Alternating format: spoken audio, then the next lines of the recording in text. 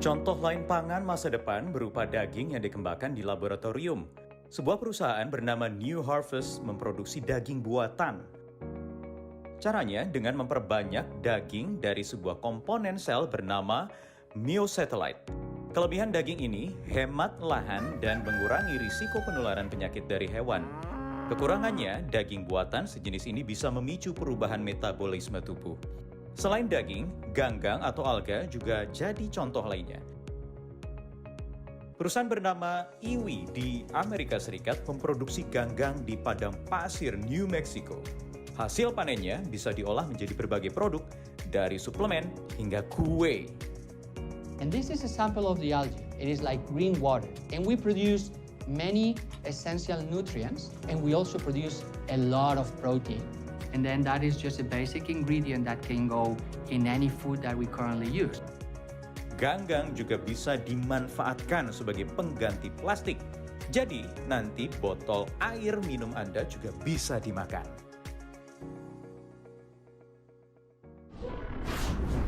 Saya berharap menu yang ada di depan saya ini terbuat dari ganggang atau alga, tapi bukan, ini hanya sayuran seperti biasa, tapi saya akan makan dengan ulat tepung garing, bukan goreng ya, garing karena di oven tadi. Tapi ntar dulu, saya ingin mengajak Anda pemirsa untuk memberitahukan bahwa di Indonesia juga sudah ada perusahaan yang bergerak dalam budidaya alga atau ganggang yang kemudian diolah, diproduksi menjadi bahan pangan. Saya akan tanyakan ke teman saya, Mas Rangga dari Alga Park di Klaten, Jawa Tengah. Mas Rangga, apa kabar? Ya, halo Mas. Ya. Bagaimana budidaya alganya? Saya ingin lihat dong seperti apa sih. Kalau di bayangan saya seperti kolam, warnanya hijau, namanya juga alga atau ganggang. Coba tunjukkan ke saya. Oke, kita akan coba tunjukkan sedikit tentang produksi mikroalga spirulina di lokasi kami di Alga Park, tepatnya di Klaten ya. Di Desa Sidowaya, Polanarjo, Kabupaten Klaten. Nah, ini adalah lokasi produksi kita, di mana kolamnya berbentuk rectangular atau kotak dengan desain kincir di tengahnya, gitu ya. Dan yang bertujuan adalah untuk membantu proses aerasi untuk proses budidaya mikroalga sendiri. Yang menarik dari lokasi produksi mikroalga di Klaten ini adalah kita menggunakan sumber medium air tawar.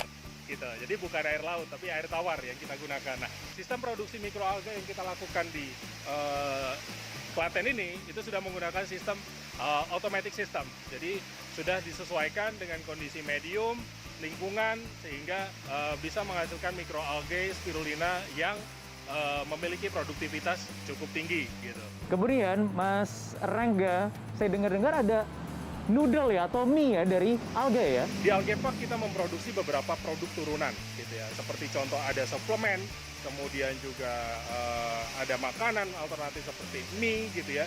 Dan kemudian juga makanan-makanan lainnya seperti biskuit, keripik gitu ya. Dan kami juga memproduksi skincare atau bahan kosmetik gitu untuk kebutuhan industri gitu.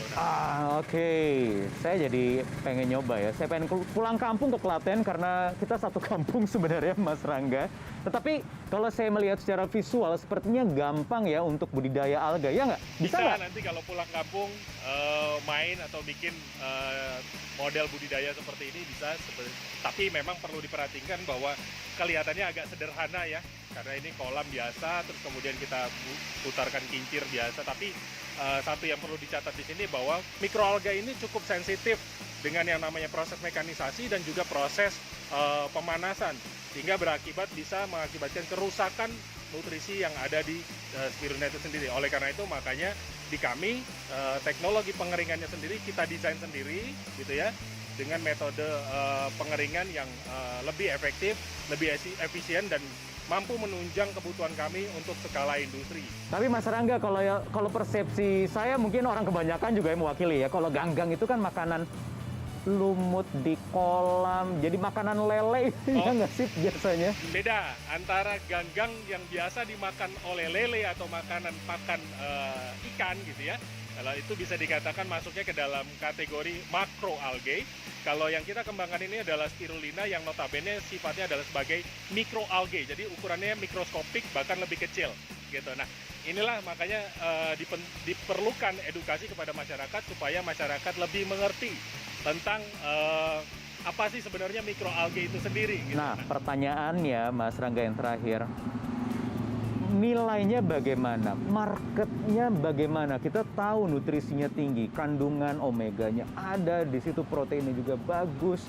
Tetapi marketnya sudah ada. Bicara soal potensi market, ke depan kita melihat bahwa potensi industri mikroalga ini akan menjadi sangat besar. Kenapa? Karena kesadaran orang akan makanan kesehatan akan menjadi semakin disukai atau semakin dicari oleh banyak orang. Nah, ini menjadi salah satu sumber makanan alternatif ke depannya. Itulah kenapa di Algepa kami memproduksi beberapa varian makanan yang atau produk yang kita distribusikan ke seluruh market kami di Indonesia. Baik, oke Mas Rangga, terima kasih, sukses ya untuk Algepark ya. Bye.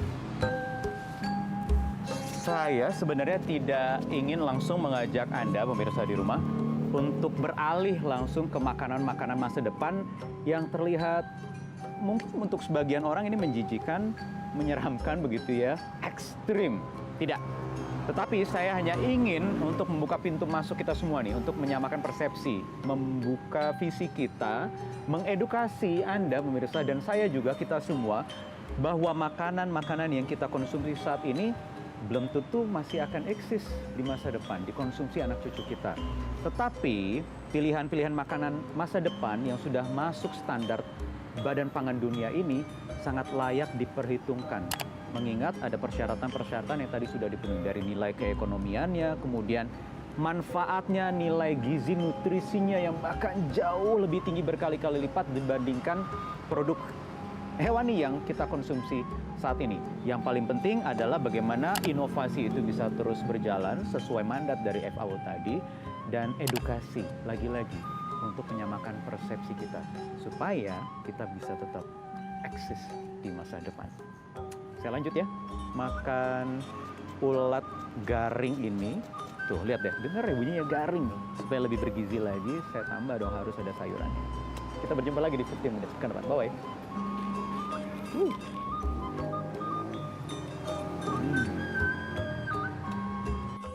Metro TV